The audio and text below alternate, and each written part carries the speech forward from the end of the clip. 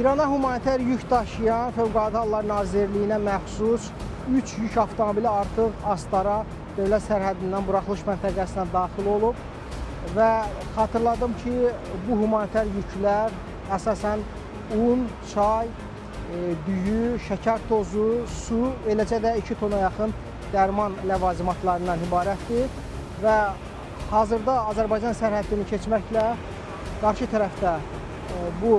buraxılış məntəqəsindən İran ərazisinə daxil olacaq bu humanitar yüklər aidiyyatı üzrə gün ərzində də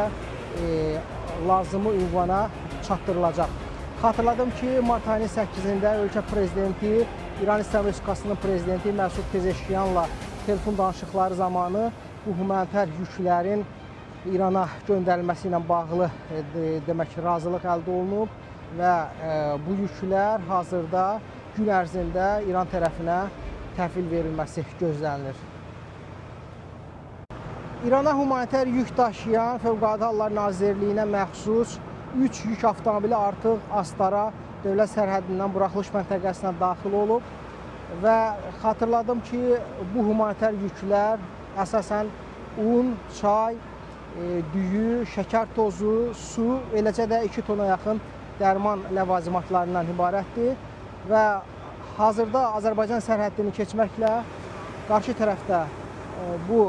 buraxılış məntəqəsindən İran ərazisinə daxil olacaq bu humanitar yüklər aidiyyatı üzrə gün ərzində də lazımi ünvana çatdırılacaq.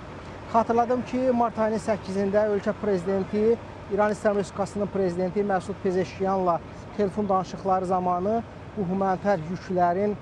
İrana göndərilməsi ilə bağlı demək ki, razılıq əldə olunub